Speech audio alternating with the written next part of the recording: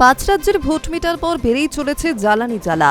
নতুন মাসের শুরুতে ফের বাড়তে চলেছে বাণিজ্যিক গ্যাসের দাম। এবার সিলিন্ডার প্রতি আরও 53 টাকা 50 পয়সা দাম বাড়ল। মে মাসের শুরুতেই এক ধাক্কায় বাণিজ্যিক গ্যাসের দাম বৃদ্ধি পেয়েছিল অনেকটাই। জুনের শুরুতেও তা অব্যাহত।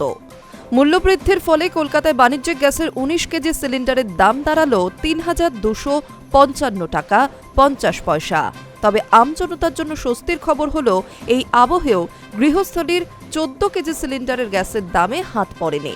পেট্রোলিয়াম মন্ত্রকের দাবি, সাধারণ মানুষের উপর যাতে কোনোভাবে আন্তর্জাতিক বাজারে মূল্যবৃদ্ধির প্রভাব না পড়ে সেটা নিশ্চিত করতে সব রকম ব্যবস্থা নেওয়া হচ্ছে।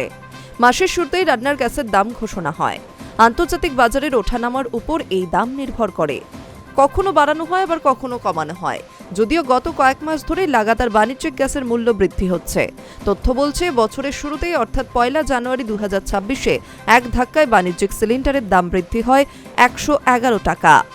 এমনকি 1 ফেব্রুয়ারিতেও আরও 49 টাকা বৃদ্ধি হয় বাণিজ্যিক রান্নার গ্যাসের দাম। মার্চের শুরুতে দাম বাড়ানো হয় 31 টাকা। এপ্রিল মাসে যুদ্ধের আবহে এক ধাক্কায় 218 টাকা বাড়িয়ে দেওয়া হয়। গত মাসে সেটা এক ধাক্কায় বাড়ানো হয়েছিল 993 টাকা। আর এবার জুনের শুরুতেই বাড়ল 53 টাকা। মূলত হোটেল, রেস্তোরাঁ এবং বিভিন্ন বাণিজ্যিক প্রতিষ্ঠানে ব্যবহার করা হয় 19 কেজি অর্থাৎ বাণিজ্যিক রান্নার গ্যাস। লাগাতার মূল্যবৃদ্ধির ফলে হোটেল, রেস্তোরাঁ খরচ উল্লেখযোগ্যভাবে বৃদ্ধি পাবে বলেও আশঙ্কা।